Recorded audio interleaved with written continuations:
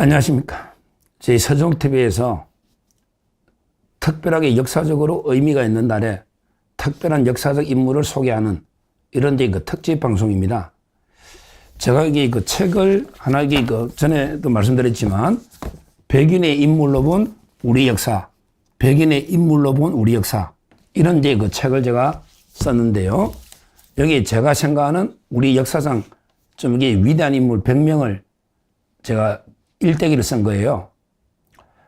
이 중에 오늘 지금 소개할 분은 오늘이 정주영 회장 25주기입니다. 정주영 회장 25주기. 그래서 이제 범현대가에서 아마 이게 다 모인다 합니다. 제가 우리 역사상 위대한 인물 100명에 정주영 회장을 넣은 거예요. 현대 인물을 좀 많이 포함시켰죠. 제목을 제가 뭐라고 달았냐. 이봐 해봤어의 불굴의 기억과 아산 정주영 이렇게 제목을 달아서 책을 쓴 거예요. 이봐 해봤어. 해보지도 않고 왜 미리 포기하는 거야. 이봐 해봤어. 이런데 불굴의 기억과 정주영 회장에 제가 일대기를 특히 그분의 의록이나 역사를 핵심만 쭉 한 분마다 한 1, 20페이지씩 압축해서 쓴 겁니다. 자, 오늘이 25주년이 되는 거죠. 세상 떠난 지. 근데 이분에 대해서 제가 이제 뭐라고 이게 내용을 쭉 챕터별로 몇 개를 썼는데 첫째는 이제 퍼스트 무버. 이분이 거의 아마 최초가 많을 거예요. 퍼스트 무버. 뭐라냐.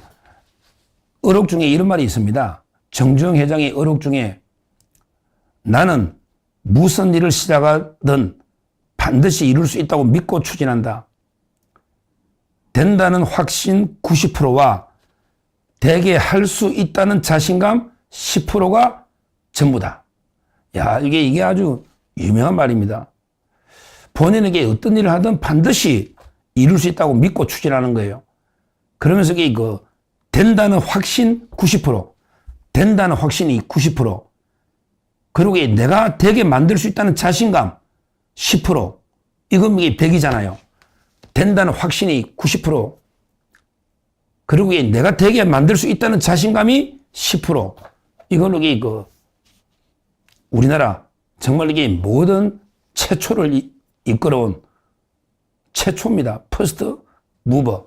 이런 정주영 회장입니다.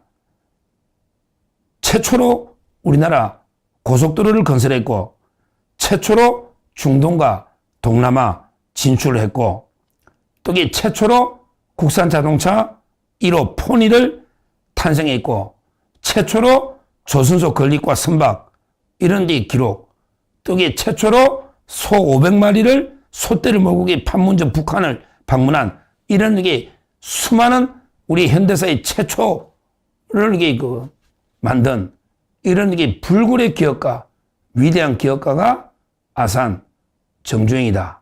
이 말입니다. 자, 그러면 일대기를 잠깐, 먼저 어린 시절 잠깐 두 번째 말씀드리면요. 이분이 아마 강원도입니다. 지금 북한 땅 강원도일 거예요. 1915년 강원도 통천군이거든요. 송전면, 아산리. 그래서 아산 정주영이 자기 마을 이름을 호로 한 거죠. 1915년에 일제시 3.1운동 전이잖아요. 거기 강원도 통천군 송전면 아산리에서 6남 2녀 자녀가, 근데 동생들도 다 기업 이런 게 유명하잖아요.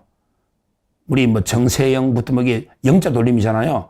6남 2녀 중에 동생들은 또 서울대 놓은 사람도 있고 공부를 많이 했어요. 6남 2녀 중에 장남인데 실제 이분은 제가 보기에 초등학교밖에 못 놓은 분이죠. 그래도 똑똑한 거예요. 그때요. 솔직히 저희 어머니는 초등학교 중퇴를 했거든요. 41년생인데 저희 어머니는 초등학교 중퇴인데 근데 초등학교 그때 취업률이 의무교육이 아니라 초등학교 취학률이 4%였습니다. 그리고 초등학교는 놓다기 무시할 건 아니에요. 초등학교에 졸업한 게 4%였다고 그 당시에. 그 초등학교. 그러면서 이게 가난해가지고 실제 농사를 지은 건데, 거기에 쭉 보면 가출을요, 가출을 이게 4번이나 시도했다가 아버지한테 다 잡혀오고 과정이 제가 정주영에 관한 책을 여러 권을 읽고 보면 이게 4번의 가출, 그때마다 이게 아버지한테 이런 과정들이 쭉 나옵니다. 하여튼 어린 시절에, 야, 그러면서 이게 끝내 이제 초등학교 마치고 집을 끝내 이제 뭐 아버지도 아들이 집념을 꺾을 수는 없잖아요. 평생 거기 고향에 농사만 지을 수는 없잖아요. 그래가 다시 이게 가출해가지고 실제 인천 부둣가에서 막노동하고 용상역 근처에 역공장에서 또 이게 일하고 막 이런 식으로 이게 서울에 이제 막노동처럼 이렇게 고향을 떠난 거죠. 이렇게 어린 시절이 그렇습니다. 자, 그러면 이게 그 다음에 정주영 회장 한 게 바로 이게 쌀가게 배달은 이걸 잘한 쌀가게 배달원으로 한데 얼마나 성실한지 이 사람이 34년에 신당동 쌀가게 복흥상에 쌀가게 배달원으로 취업을 했는데 1934년 신당동 쌀가게 복흥상에 그러면서 그때 좌우명이 뭐냐? 일건천하 문안사 일건천하 문안사 부지런하면 천하에 부지런하면 근심이 없다. 야, 참 이게 일건천하 근면하다 할 때 일건 천하에 매일 근면하면 무난사 어려움이 없다. 어려운 일이 없다. 이루지 못할 게 없다. 그만큼 이게 새벽 3시에 일나가지고 쌀가게 배달을 얼마나 성실하게 하면 와, 새벽 3시 제가 요즘 이게 잠이 안 오고 한 4시쯤 일하는데 저보다 1시간 먼저 일하네. 새벽 3시에. 그러니까 이게 주인이 야, 너 정말 이게 너무 성실하게 일 잘한다. 이래가지고 실제 오히려 가게를 팝니다. 그래가지고 이 정주영 회장이 자기 경일상해라고 24살 때 경일상해 38년도인데요. 쌀가게를 인수를 해가지고 주인이 팝니다. 워낙 성실하니까. 이래가지고 그때 돈을 조금 벌었어요. 그때 뭐 부모님한테 땅도 2,000평 사주고 좀 이게 벌었다. 이런 게 나옵니다. 자, 쌀가게로 이게 돈을 좀 벌고 그 다음에 뭘 했느냐. 바로 이게 자동차와 인연을 맺습니다. 해방도 되기 전에 1940년 자동차와 이게 처음 해가지고요. 그때는 이 자동차를 만들 수가 없잖아. 따라서 이게 아도 서비스라고 자동차 수리 공장, 아도 서비스 자동차 이제 수리 공장을 설립한 게 1940년입니다. 실제 자동차 수리 정비하는 거예요. 그때도 이 직원들이 엄청나게 한 20명 있었는데 어려움을 겪었죠. 한 번에 공장에 불이 나가지고요. 야, 이런 진짜 시련에 있어도 실패는 없다. 그러잖아. 시련에 있어도 실패는 없다. 시련이 어떻게 하필이면 이게 공장에 불이 나가지고요. 엄청나게 사채 때문에 고생하는 그러면서 이게 신용을 어기면 안 되니까 꼬박꼬박이 갚아나가는 신용이 제일 중요하다. 이런 식으로 이게 버텨나간 거예요. 그러니까 처음에 자동차를 이제 수리전부터 시작한 거죠. 처음으로 이게 진짜 자동차 이제 만든 거는요. 제가 태어나기 한 3년 전에 67년에 포드 있죠. 미국에 옛날에 포드 컸잖아요.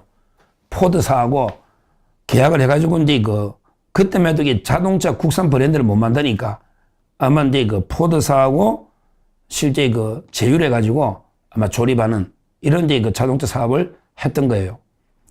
그런데 자기는 이제 100% 국산 자동차가 목표다.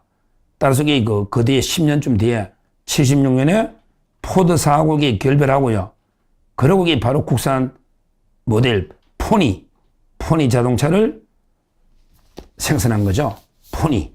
그러고 또 10년 뒤에 86년에는 미국까지 공장이 진출하는 그러니까 세계에서 16번째입니다. 아시아에서는 일본 다음에 2번째고 세계 16번째로 고유 나라 자동차를 만드는 이런 게 대단한 분이죠. 지금 현대차는 어떻습니까?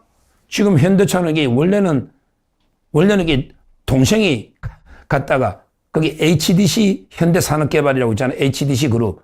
지금은 이제 축구협회 회장하는 이제 정몽규 몽자 돌림인데 그 아버지가 하다가 정세영 아버지가 현대자동차 포니정 지금 이게 HDC 그룹이 포니정 한데 원래는 정주행이가 만든 건데 동생이 경영하다가 정몽규도 조금 사장까지 하다가 다시 이게 정몽구가 찾아온 거죠. 정주행의 아버지 정주행이 원래 아들 두째 아들인데 큰형이 죽은 정몽구. 그래서 이게 정몽구가 현대차를 다시 가져오는 거예요.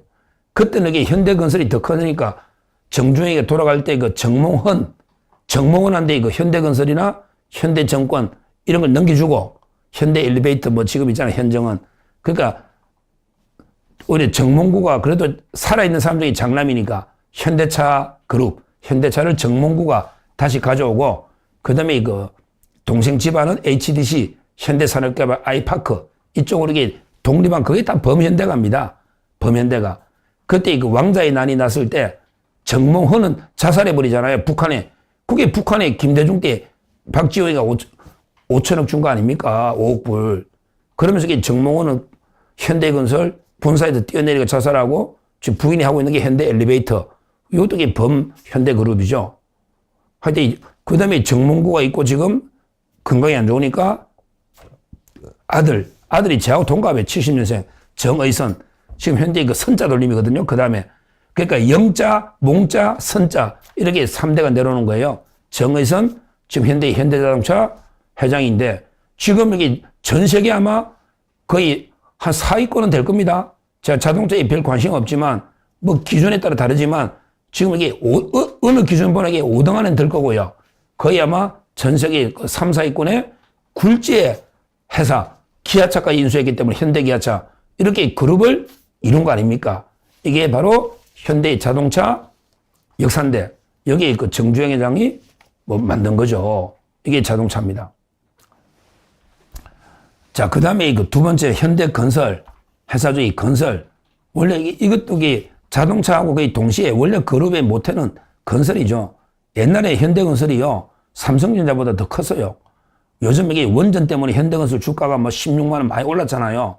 하여튼 현대건설 요거는 뭐 거의 비슷한 시점에 47년 해방되자마자 47년에 처음에 그 자동차 수리 견적 수리하는 거 하려고 갔더니 자기는 자동차 수리하면 한 4, 50만 원 받는데 이 건설하는 사람들 한 번에 1,000만 원씩 받아가니까 나도 이게 건설 한번 해보자. 이래가 이게 그 47년에 현대토건 이렇게 그 시작하는데요. 이 현대건설의 역사를 보면요. 정말 이게 특히 6.25 때 복구공사, 와, 6.25 때 이거 복구공사 하다가요. 건너게 뭐 1년 사이 물가가 120배 뛰어가지고 망한 적도 공사비를 수주했는데 1년 사이 물가가 120배 뛰어버린 거야. 6.25 직후니까. 다리는 공사하게 했는데 이래가 또 이게 망할 뻔하다가 그 실현 책을 읽어보면 이게 대단합니다. 근데 그걸 다 이겨내고요. 또 이게 유엔 묘지 있잖아. 유엔 묘지를 수주했는데 거기에 잔디가 없으니까 이 보리를 옮겨가지고 심는 파란색 보리가 있으니까 이런 게 창의적으로 현대건설을 키워나가는 거예요. 그러고 나서 그 유명한 경부고속도로 이게 그 428km를 430억에 진 거, 1km를 1억에 진다. 이건 불가능한, 어떻게 보면 가장 전 세계에 빠르게 싸게 진 도로죠. 물론 이제 뭐 수리비가 건설보다 더 많이 들었다는 불명예도 있죠. 하여튼 최단 기간에 그때 박정희 대통령 또 이게 삼선 대선도 있으니까 그때 그 경부속도로 그 유명한 게 역사가 있지 않습니까? 아, 대단하죠. 그때 이명박도 있었죠.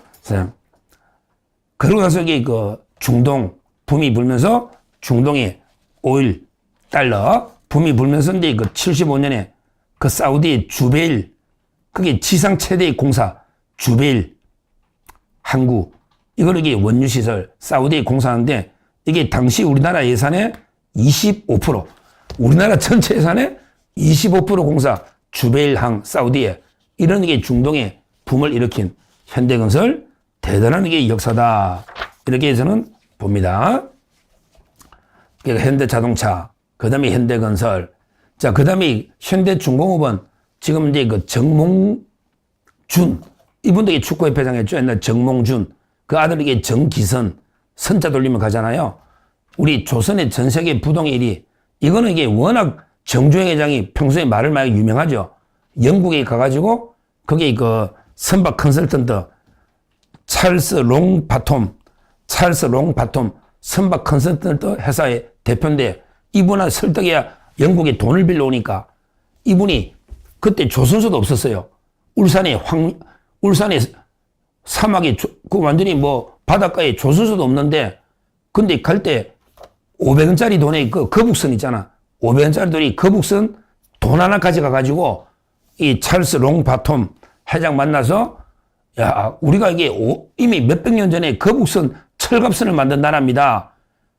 미리 돈을 좀 빌려주면 이 돈 가지고 조선소 짓고 조선소 지가 배 만들어가 줄게요.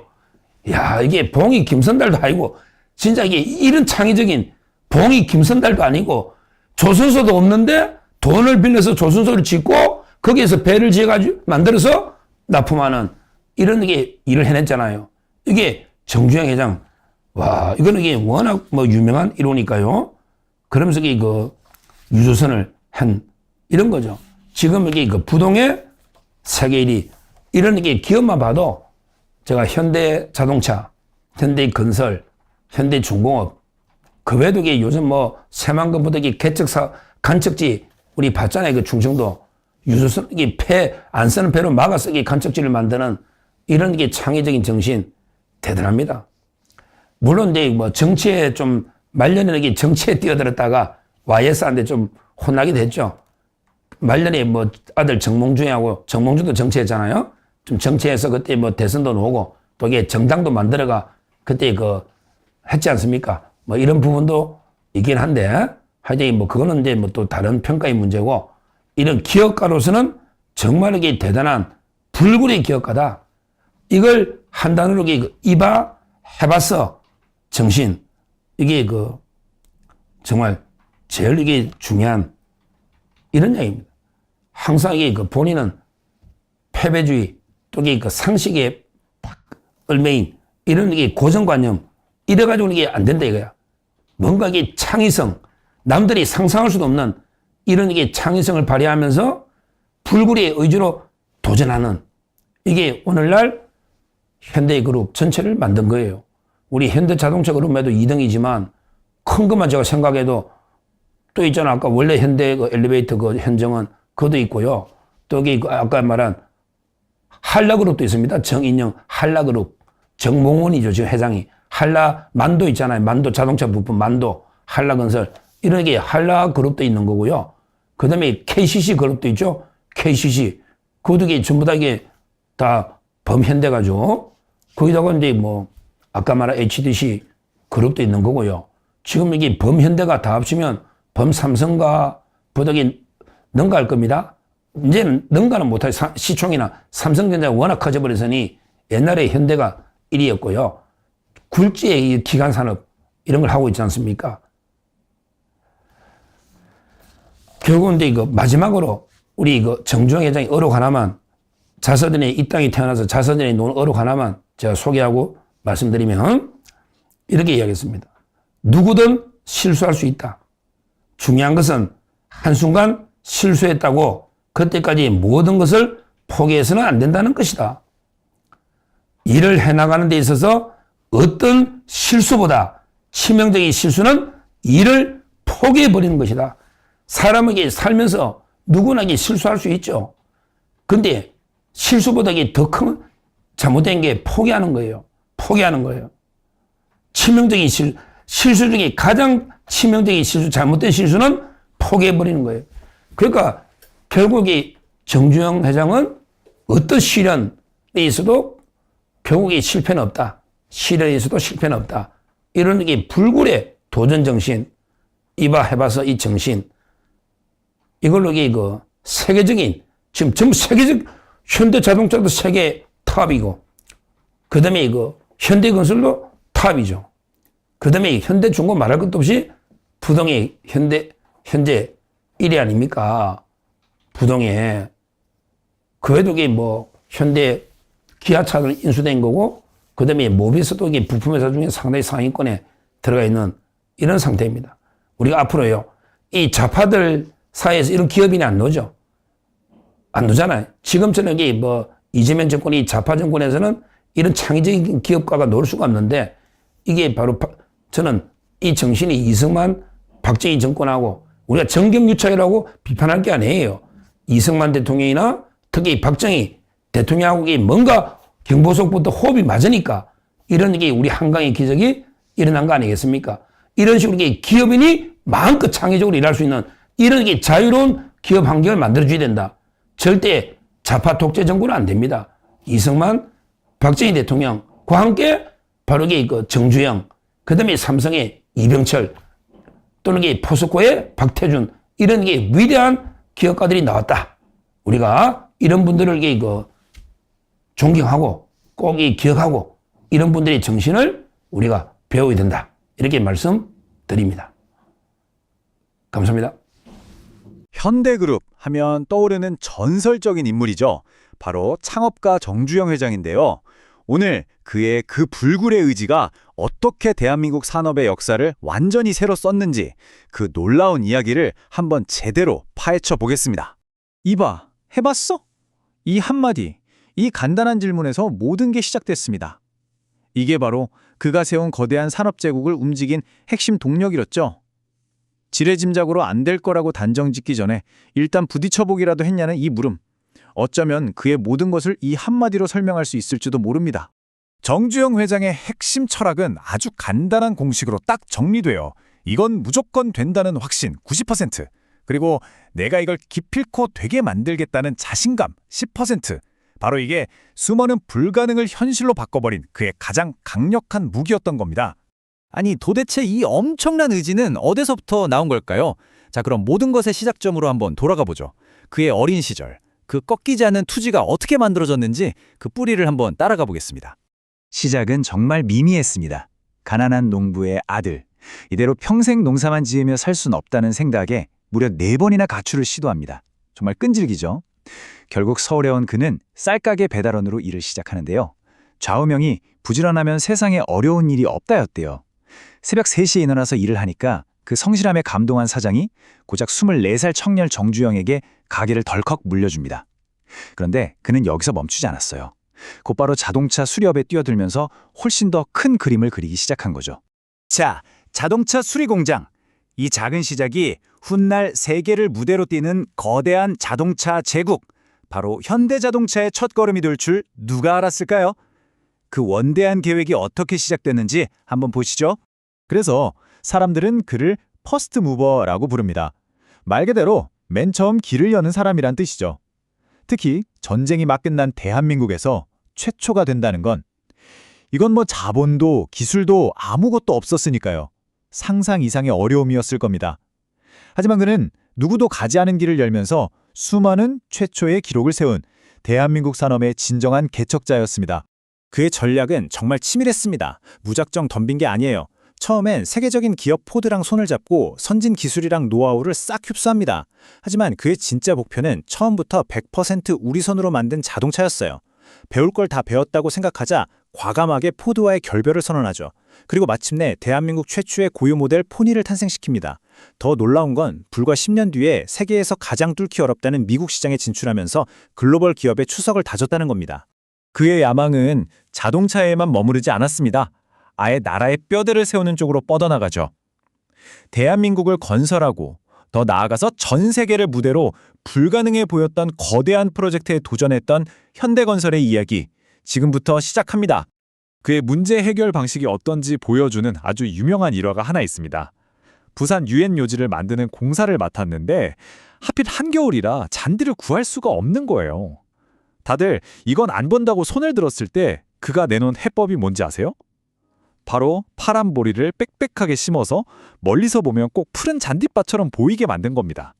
안 된다는 고정관념을 그냥 단숨에 깨버리는 정말 기가 막힌 발상이죠. 그리고 그의 대담함은 이 숫자 하나로 그냥 설명이 끝납니다. 25%. 이게 뭐냐면요.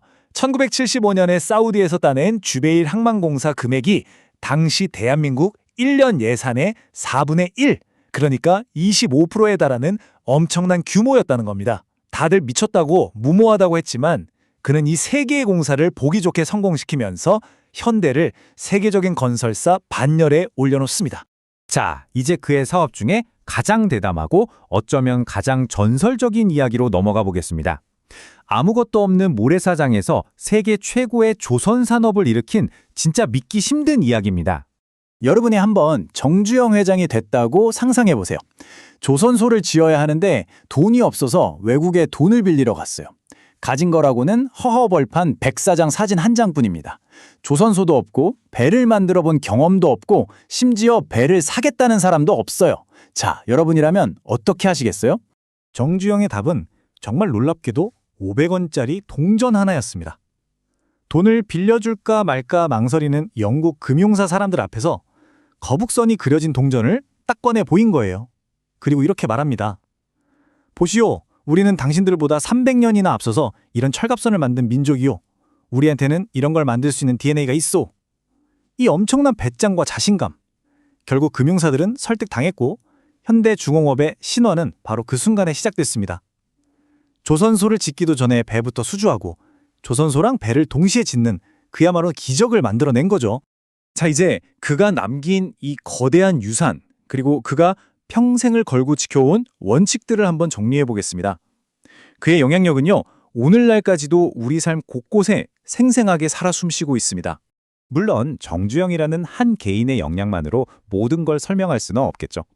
당시 시대적인 배경도 중요했습니다. 예를 들어서 경부고속도로 건설처럼 국가가 주도하는 야심찬 프로젝트가 막 추진되던 시기였잖아요.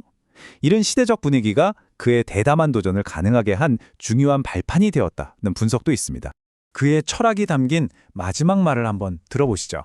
일에 시련은 있어도 실패는 없다. 이게 무슨 말이냐면요. 그에게 실패라는 건 그냥 포기하는 것과 똑같은 말이었던 겁니다. 어떤 어려움이 닥쳐도 포기만 하지 않으면 그건 실패가 아니라 성공으로 가는 하나의 과정일 뿐이라는 거죠. 결국 핵심은 이겁니다. 그의 정신은 시대를 뛰어넘어서 오늘을 사는 우리에게 이렇게 묻고 있습니다. 이건 불가능해 보여? 이건 안 될 거야. 라고 미리 포기하고 있는